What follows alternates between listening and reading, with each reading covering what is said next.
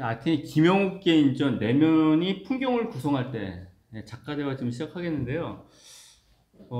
우리가 작가대화는 이게 처음 하는 건 아니에요, 그죠? 작가대화를 지금 두 번째 하는 겁니다. 작년에는 작업에 대한 의견을 듣는 연속기획전이 있죠, 피드백. 근데 그 피드백에도 초대된 적이 있어서 그때 작가대화를 좀 더 길게 한 적이 있어요. 그래서 오늘은 작년에 했던 피드백 때 나오지 않았던 얘기들로 지난번하고 다른 얘기를 해야 되겠다는 생각을 하고 있고요.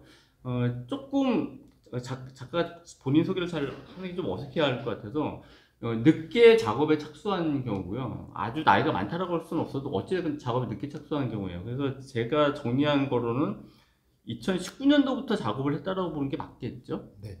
예. 왜냐면 지금 본업이 따로 있으니까요. 그러니까 아이들 가르치는 미술학원을 운영하고 있기 때문에, 그리고 거의 대부분의 많은 미술가들이 다른 직종을 갖고 있죠. 완전 전업 작가는 절대 많지 않아요. 그래서 그럼에도 불구하고 2019년도부터 했다라는 거는 본업을 유지하면서 그림을 열심히 했다 정도가 아니고, 그때부터 약간 좀 성과가 있었어요. 그래서 성과가 뭐 저기 좀 짧게 적었는데, 호반그룹이라고 있잖아요. 근데 거기서 호반 문화재단을 운영해요. 근데 또 거기서 청년 작가 미술 공모전, 지금은 청년 작가 미술 공모전 말고 좀 더 중년 작가도 지원하는 상이 만들어진 것 같더라고요, 이 호반에서. 근데 아무튼 청년 작가 미술 공모전에 2022년도에 선정된 적이 있고, 또 그 다음에 2023년도에는 안견미술대전에서 대상을 받았고, 그리고 광주 같은 해예요. 광주 하루에 선정작가 10인에 뽑히고, 또 같은 해, 2023년이니까 작년이죠. 정선 풍경미술대전에서 동상을 받은 바가 있습니다. 그러니까 작업을 해야 되겠다고 마음을 먹은 다음에 열심히 해서 공모전에 되게 여러 번 냈나 봐요. 그래서 공모전에 어찌됐건 최소 3건 이상 수상을 하면서 작업에 지금 좀 집중하고 있는 그런 상태인데요. 공모를 자주 낸 거는 일종 약간 조바심 같은 거였을까요? 어떠세요? 떨어지기도 하고 그랬었잖아요, 사실. 네. 당연히 떨어지는 경우 훨씬 더 많습니다. 네. 많이 떨어졌고요. 네. 붙을 때까지 한 거죠. 한 공모전에 보통 한 3번 정도 출품을 했고요. 네.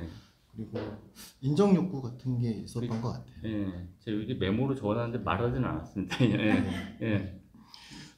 그냥 인정받고 싶은 거는 뭐 누구나 가지고 있는 부분인 것 같고, 제가 아까 선생님 말씀하신 대로 늦게 그림을 시작했기 때문에 이게 해도 되는가에 대한 부분이 좀 저한테 좀 계속 남아있는 그런 문제였거든요. 그래서 근데 이제 상을 받고 그러면서 이제 조금 해도 괜찮겠다, 이런 게 이제 저뿐만 아니고 가족도 같이 사는 분도 자꾸 뭘 받아오니까 해보자 같이 이렇게. 근데 이제 앞으로는 공모전은 이제 많이 안 할 거고요. 개인 작업에 더 집중하려고 합니다.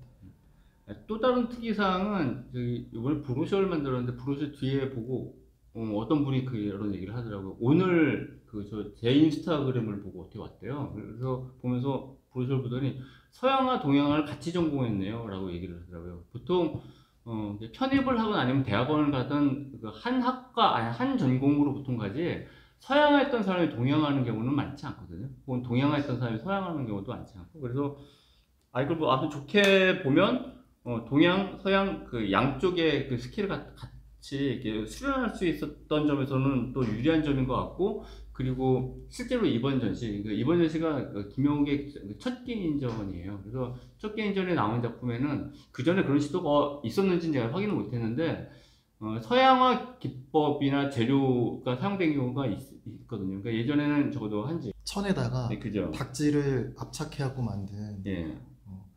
이걸 그때 검색했더니 한지 무명천이라고 하더라고요. 근데 중간에 얘기 끊었는데, 한지 무명천으로 작업에 미술 화구로 쓰는 경우는 자기가 봤을 때는 없다라고 얘기하지 않았어요? 네. 네.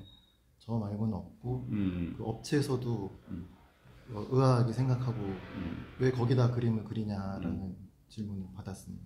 이게 이제 보존성이 높다라 그래요. 근데 이게 만들어졌을 때 그러니까 미술 재료로 만들어진 게 아니라고 그래요. 근데 아무튼 뭐 효과나 뭐 보존성이나 이건 더 낫기 때문에 또 그걸 사용한다고 그러는데 이게 옆으로 좀 튕겼는데요.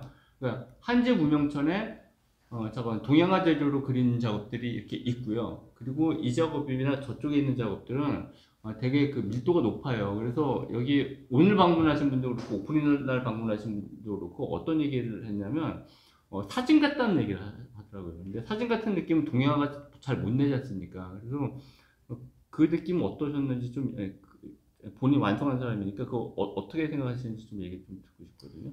원래 마지막에 던질 질문 중에 하나였는데 시도한 여러 가지 변화가 있잖아요. 그 중에 하나가 완전히 서양화 재료로 작업을 해가지고 약간 사진적인 완성도까지 다다랐는데 그에 대한 본인 느낌 어떠셨어요? 근데 일단 저는 그 사진 같다라는 이야기를 들으면 사실은 그렇게 좋진 않고요. 사진은 사진이고 이제 그림 같다 이런 얘기 더 좋아하고 네. 그리고 사실적인 표현에 대해서는 그걸 제가 의도하지 않아도 지금은 계속 그 방향으로 자기도 모르게 가고 있어요. 물론 이제 사진을 보면서 그림을 그리는 경우가 많기 때문에 뭐 그럴 수도 있는데 분명히 사진을 다 편집을 제가 나름대로 하고 화면을 다 구성해서 하거든요. 그래도 결국에는 아직은 조금 사실적인 표현으로 이렇게 자기도 모르게 계속 가고 있는 그런 상황이고 그래서 제가 원래 하려는 얘기가 이제 눈에 보이는 그 세상이 존재하지 않는다라는 거를 이야기하고 싶어서 그림을 그리는데 그게 핵심이에요. 그래서 그 전시 제목을 내면이 풍경을 구성할 때라고 지은 게 그거거든요. 네, 그래서 그게 좀 현실적으로 보이면은 좀 그 의미를 더 설명하기에 더 좋게 되는 것 같아서 그 부분은 뭐 아직까지는 좋게 생각합니다. 그렇게 봐주시는 부분에 대해서. 지금 뭐 글 중간에 저기 평문에도 적었지만 제가 작업을 설명하는 그 문장으로 절충주의 산수화, 산수화의 절충주의라고 제가 적었는데 동양화, 서양화 기법을 제가 두 가지 같이 사용하고 있기도 하잖아요. 물론 그 표현 때문에 이걸 쓴 건 아닌데 동양화랑 서양화를 같이 둘 다 그 전공을 한 경우니까 어떤 차이가 있던가요? 그것도 동양화 서양화를 나누는 부분도 저는 이게 그냥 편하진 않거든요. 한국 사람이 그리면 한국화라고 생각을 하고 또 서양 사람이 그리면 서양화라고 생각을 하고요. 재료만 이제 달라지는 부분인데 물론 재료적인 특성이 좀 이제 다르긴 하죠. 동양화는 물을 더 많이 쓰고 서양화는 뭐 좀 재료가 좀 다르긴 한데 그래도 결국 저는 같은 이야기를 하고 있기 때문에 중요한 건 그거 같아요. 제가 어떤 재료를 써서 작업을 해도 아 저게 저 사람의 그림이구나 라는 게 느껴진다면 그게 제일 중요한 부분이라고 생각을 합니다. 이거 글 쓰기 전에 이 장르적 부분에 대한 얘기를 잠깐 했어요. 그러다가 요거를 서문에 넣어야 되겠다는 생각을 그때 했거든요. 근데 이 동양화다 서양화다라는 구분이 낡은 구분법이라는 인식은 누구나 다 있습니다. 근데 제가 그래도 양해하듯이 적었지만 그렇다고 해서 이 작업을 회화다라고 얘기했을 때는 무색무취해지긴 해요. 왜냐면 재료나 아니면 소재나 상당 부분이 동양화에서 저건 다뤄왔던 재료나 주제를 선택했기 때문에 그걸 지우고 회화라고 할 때는 하게 되면 어쨌든 무색무취해지기 때문에 제가 그냥 절충주의 산수화라는 용어를 쓴 거거든요. 그 부분에 대한 생각은 어떠세요? 지금 맞다라고 생각합니다. 근데 그냥 회화로 가는 게 아니 작업을 보고 그런 장르적 부분 없이 어떤 작가다라는 걸 갖다 알면 좋겠다라고 얘기를 했잖아요. 그게 장르적 부분에 대한 절대적인 반대는 아니라 하더라도 그래도 반감은 있으니까 그런 얘기를 한 거 아닐까요? 근데 이제 보통은 이제 동양화 쪽에서 좀 성과가 있었고 개통이 그렇죠. 그리고 어디 가도 이제 동양화 작가라는 얘기를 듣게 되는데 그 수상을 동양화 관련된 부분에서 다 했잖아요. 네. 광주 하루도 그렇고 저기 뭐 정선 풍경미술대전도 그렇고 전 이 정선이 경제정선인 줄 알았더니 아니더라고요. 그리고 안견미술대전도 그렇고 네. 그러니까 네. 그거는 이제 어쩔 수 없이 그렇게 불려지긴 하는데 뭐 장차 그냥 저는 동양화가 이거 말고 그냥 화가로 불려지고 싶고 제 이름이 더 알려지는 게 더 중요할 것 같아요. 예, 아주 중요한 동양화가가 있고요. 그리고 아주 중요한 그냥 미술가가 있습니다. 그리고 여기서 말하는 미술가는 지금 이건 다 누구나 아는 얘기니까 그냥 여기서 말하는 아주 중요하게 알려진 미술가 가운데는 학부 때, 대학원 때 동양화 전공자들이 꽤 있어요. 근데 이분들이 작업을 할 때 그 제안한 대상이나 재료가 동양 미술 재료를 전혀 사용하지 않고도 그런 작업을 하는데 화단에서는 그래도 약간 버릇처럼 동양화가 누구라고 사실 얘기는 하죠. 그러니까 그런 그 라벨이 붙는 거는 어쩔 수 없는 부분이라고 생각하고 그걸 완전 깨끗하게 지울 수는 없는 일인 것 같아요. 그리고 이건 뭐 질문하려고 적어놓은 건데요. 이번에 꼭 이번만 시도된 건 아니겠지만 시도한 변화들이 몇 가지가 있어요, 그죠? 근데 그 중에 한지무용천이 전부터 썼으니까 그렇다고 치고 색채 도입을 쓸 수 있는데 색채가 특히 저쪽에 있는 작업들, 여기 있는 작업들랑 저쪽에 아크릴로 그린 작업들은 다채색을 썼지 않습니까? 근데 그 전에는 이런 시도가 거의 없다시피 하지 않으셨어요? 네. 약간 이거 해보니까 어떠세요? 해보니까 채색을 하는 게 더 좋은 것 같습니다. 일단 저도 예전에 피드백 때 작가 대회 할 때 제가 그런 얘기를 했거든요. 좀 조용하고 싶었다라는 표현을 제가 썼더라고요. 아이들을 지도하면서 아이들 그림이 너무 색이 강하고 다채로울 때 제 그림을 그리는 순간에는 좀 조용하고 싶었다라는 그렇게 제가 대답을 했더라고요. 근데 이제 좀 오랫동안 조용했거든요. 그래가지고 이제는 좀 색을 써봐도 되겠다. 그래서 그리고 결과적으로 지금 저는 그림을 누군가가 선택해 주는 게 그것도 중요한 피드백이라고 생각을 하는데 대부분 지금 색이 많은 작업들이 선택됐죠. 선택이 됐고 그래서 많이 참고해서 이제 가야 될 것 같아요. 원래 서양화도 전공했지만 캔버스에 아크릴 써보니까 느낌이 어떻던가요? 사실은 한지 무명천에 그리는 것보다 좀 편해요.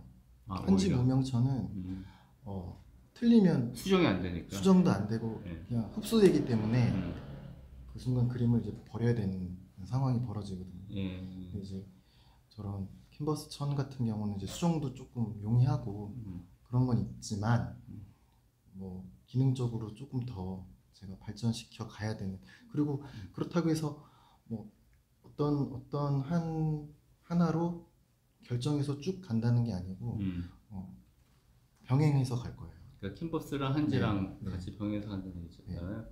그 아까 사진적인 느낌이란 표현은 듣고 싶은 표현은 아니다, 평가다라고 얘기를 했는데 좋다라고 말했던 사람들이 사실은 요 캔버스에 아크릴로 그린 그래서 여백이랑 촘촘하게 그린 디테일이 이렇게 확 대비돼서 사진전 느낌이 나는 저쪽 벽면에 붙은 작업들을 좋게 본 것 같거든요. 그런 평가에 대해서는 어떻게 생각하세요? 여기서 말하는 사진적 완성도라는 게 포토리얼리즘이죠, 사실. 이게 이 작업들도 마찬가지고, 그러니까 이게 동양화나 일반적인 서양 풍경사서에서 볼 수 없는 밀도가 아주 높은 건 아닌데 여백을 확 두면서 몇 가지 디테일을 살려서 사진처럼 보인다고 얘기한 거기 때문에 이건 칭찬이죠, 사실. 그러니까 회화로 봤으면 더 좋겠다는 양해는 알겠으나 사진적 완성도가 있다는 건 좋은 뜻으로 말한 것 같은데. 근데 의도한 건 아니지만 그리고 의도적으로 한다 그러면 이제 마음 먹고 사실적으로 뭐 그림 그리는 사람들이 표현으로 파 들어가면 뭐 끝도 없이 파 들어갈 수는 있거든요. 근데 이제 그렇게 접근하고 싶지는 않았고 뭐 그건 앞으로도 그렇고 눈도 아프고. 네, 지금 이거는 뭐 전시평문에 짧게 적었고 아까 그 보던 관중 중에 한 분이 이제 다시점 문제에 대해서 얘기가 나와서 그리고 이 전시 제목이 내면이 풍경을 구성할 때잖아요. 작업에 왜 다시점이 들어갔는지에 대한 설명을 작가의 입을 통해서 한번 들어보겠습니다. 근데 참고로 이것도 글에 적은 내용인데 동양화는 원래 다시점으로 구성합니다. 근데 이렇게 다시점으로 구성하지는 않거든요. 그것에 대한 얘기를 좀 들어볼게요. 동양화의 다시점은 삼원법인데 그거랑 다르게 저는 어떤 대상을 바라보는 관점을 어떤 대상 안에서 이렇게 시각을 여러 개로 이제 표현을 하는데 그게 사람마다 보는 똑같은 걸 봐도 다 다른 걸 본다고 저는 생각을 하거든요. 예. 똑같은 물체를 봐도 그 사람이 가지고 있는 어떤 경험이나 지식이나 이런 거에 따라서 전혀 다른 게 보여진다고 생각을 해요. 그래서 어릴 때, 그러니까 제가 아이들을 지도하는 일을 하면서도 습관적으로 이런 질문을 아이들한테 이렇게 한다고 그러더라고요. 같이 일하시는 분이. 너 정말 이렇게 보여? 이런 거를 습관적으로 많이 이야기를 한대요. 근데 저는 진짜로 궁금해서 그걸 물어보거든요. 아이들한테. 나는 내가 보는 건 이런데 너는 정말 이 색깔이 이렇게 보이니? 이렇게 물어보는 거거든요. 근데 다 다르게 보인다고 생각을 해요. 눈의 개수만큼이라고 생각해요. 눈의 개수만큼 세상이 존재한다고 생각을 하고 그래서 그게 결국에는 각자 다 다른 세상을 보고 있기 때문에 그게 하나의 어떤 규정된 어떤 규격화된 세상이 존재하지 않는다라는 생각을 하게 된 거고요. 계속 이제 그 이야기를 하고 있습니다. 아 근데 우리가 처음 얘기했을 때는 산에 올라갔을 때 고정된 대상이 움직이는 듯한 착시가 생겨서가 동기라고 그랬잖아요. 그 부분을 좀 더 얘기해 주세요. 그거는 이제 시작인데 시작이 그렇게 저 사실 어릴 때 그게 어릴 때 경험이었어요? 그 산이 흔들리는 것도 그렇고 네. 어릴 때 이제 마음이 힘들어서 마음의 평화를 찾다 보니까 뭐 벽을 보고 앉아서 명상을 하면 마음의 평화가 온다 그래서 면벽을 하고 이렇게 명상을 하는 흉내를 많이 냈거든요. 그러면 그때 보면 벽지에 있는 무늬 같은 것들이 막 움직이고 흔들리는 그거는 이제 명상하는 분들은 대부분 많이 느끼는 부분이거든요. 근데 그게 저는 산에 가서 바위산을 보는데 그 바위산도 그렇게 보이더라고요. 근데 그게 그런 현상이 눈이 안 좋아서 난시가 심해서 그렇게 되는 건지 저만 그렇게 보이는 건지 지금도 흔들거리거든요. 저는 안경을 벗으면 계속 세상이 흔들거리고 또 어른이 되면서 음주를 하게 되면 저만 그런 거겠지만 굉장히 현실감이 떨어지는 거를 많이 경험을 했거든요. 그래서 아까 먼저 말씀드린 그런 이제 세상에 보이는 것들이 너무 흔들거리고 현실감이 떨어지는 부분에 대해서 이야기를 하고 싶었고 그 시점에 대한 그걸 이제 방법을 찾다 보니까 비워놓는 거를 생각하게 되고 시점을 다각화하고 다 보는 관점이 다 다르다 이런 이야기를 하게 되는 어떤 과정이 있는 것 같아요. 난 다른 사람들이 보는 관점이나 그게 다르다라는 경험? 나 그거에 대해서 전 모르고 있었네요. 예, 좋습니다. 네. 아니 제가 작가로서 이제 궁금했던 거 있어가지고 제가 지방에 있을 때는 솔직히 돌산을 못 봤는데 서울 왔더니 이렇게 작가님처럼 이렇게 돌산이 많더라고요. 서울에는. 그래서 작가들의 경험한 게 왜 작품에 나오는데 왜 작가님은 왜 도시 풍경이 아닌 되게 동양화에서는 동양화 얘기하면 자연 풍경이나 도시 이제 왜 산을 표현했는지 궁금하고 네. 그런 게 자연의 풍경을 담고자 하는지 아까 그 바위산을 봤을 때 흔들거리는 거를 본 것도 있지만 그것도 바위를 그리는 어떤 이유 중에 하나겠지만 제가 자연 풍경에 인공물 넣지 않거든요. 전혀 뭐 무슨 그쵸. 도로나 뭐 아니면 뭐 표지판 같은 거 이런 거 다 빼거든요. 사람도 없고. 어떻게 보면 지금 생각하면 이제 자연은 조물주의 작품이잖아요. 자연 자체가 그 조물주 뭐 신이라고 부를 수도 있고 그런 조물주의 작품을 훼손시키지 않고 싶지 않아서 그리고 또 인공적인 것들에 대해서 제가 좀 약간 지금은 반감이 있어요? 하고 싶진 않은 것 같아요. 전에 피드백 때는 그렇게 대답을 똑같은 질문이 있었는데 건물이나 이런 것들로 그렇게 그린 작가님들이 꽤 있거든요. 건물 또 인물 이런 걸로. 지금은 생각이 조금 그것도 그렇지만 인공적인 거는 좀 지금 하고 싶지 않은 상황입니다. 자연을 계속 그러면 취미가 등산인가요? 아니요. 저는 산은 보는 거라고 생각해요. 오르는 곳이 아니고. 그 무릎이 안 좋아서 올라는 갈 수 있는데 내려오는 게 불가능해요. 불가능까지야 뭐. 거의 뒤로 이렇게 기어 내려와야 돼. 무릎이 그 정도로 안 좋아요? 저는 개인적으로 느끼기에 지금 작가님 작업들이 내면을 담는 어떤 수련의 한 방법이라고 저는 느껴지거든요. 그래서 이렇게 쭉 작업들을 보다가 2023년도까지는 굉장히 뭔가 응축된 것, 내가 어떤 표현하고 싶은 것들을 더 몰입해가지고 집중하는 거였다면은 2024년도로 이제 좀 넘어가서는 그게 어느 정도 조금 열려 있는 듯한 느낌이 들어요. 그래서 한 해가 바뀌면서 뭔가 변화가 있으셨는지 그게 궁금합니다. 수련이라는 단어 감사하고요. 제가 입에 담기엔 좀 민망한. 그렇게 봐주셔서 감사하고. 사실은 선생님한테 피드백 받은 것이 좀 크게 영향을 줬던 것 같기도 해요.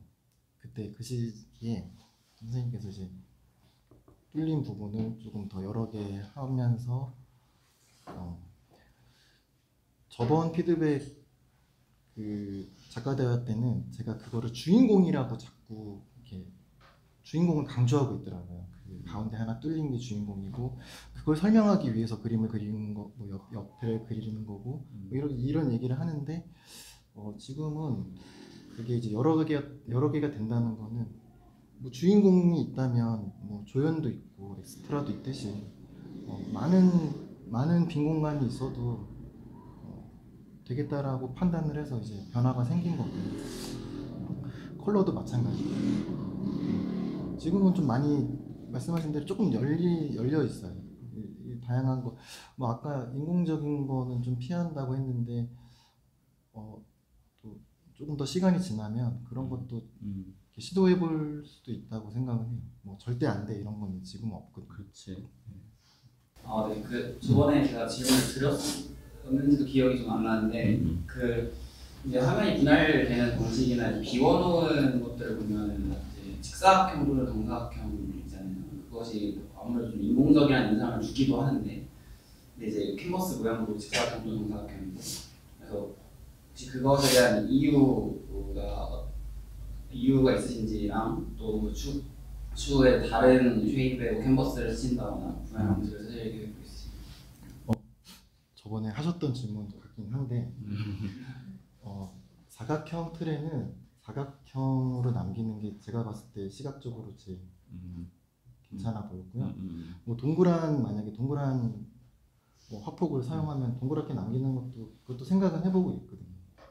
동그란 화폭을 쓸 일이 거의 없죠. 사실. 근데 아마도 당분간은 사각형 틀에서 사각형으로 갈 것 같아요. 그러니까 저 암석을 그리는 것과 나무나 숲을 그리는 것이 어떻게 다른 것인지 그게 하나 있고, 그다음에 또 궁금한 질문은 그러니까 왜 그림을 그리시는지 그게 좀 궁금해졌어요. 우선은 그 암석은 예전에 그렸던 저런 돌산 같은 형태는 이제 멀리서 어느 정도 거리를 두고 이렇게 바라보는 관점이고, 최근에 하는 것은 제가 그 풍경 안에 들어가 있거든요. 그 관점 자체가 멀리 떨어진 게 아니고 그 안에 있는, 뭐 예를 들면 어떤 계곡 안에 있는, 그래서 아까 또 잠깐 계곡은 중요해요. 그냥 산은 계속 올라가야 되는데 계곡은 밑에 있거든요. 그래서 접근성이 좋고 계곡 안에 들어가서 이제 제가 여러 가지 시점으로 촬영을 하고 편집을 하는데, 그러니까 그런 관점이 조금 변화가 있었던 것 같아요. 그리고 물리적으로도 제가 이거는 작가로서 소재를 선택할 때 좀 핑계가 될 수도 있는데, 그 전에는 제가 좀 이동이 용이했거든요. 근데 최근 이제 아이들의 진학에 따라서 멀리 이동하기가 좀 어려운 상황들이, 그래서 가까운 데를 다니다 보니까 서울에 있는 계곡들을 찾아다니게 되고, 직접 이제 제가 몸이 그 안으로 들어가서 이렇게 하고 있고요. 그림을 그리는 이유는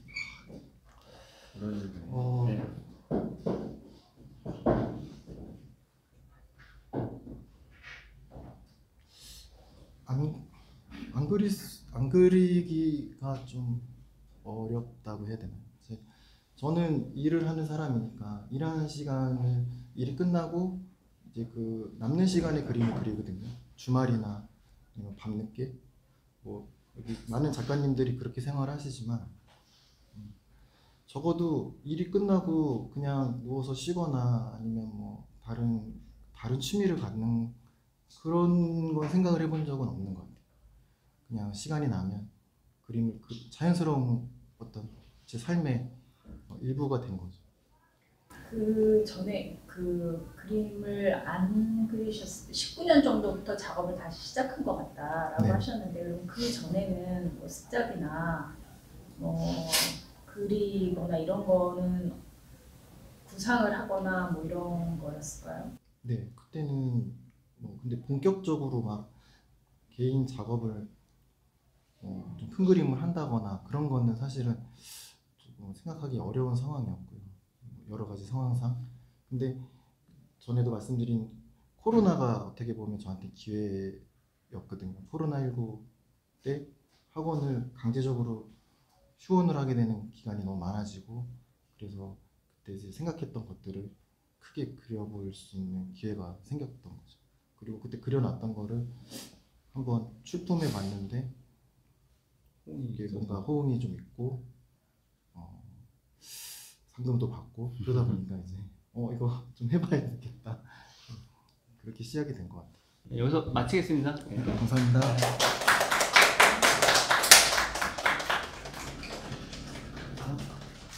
어.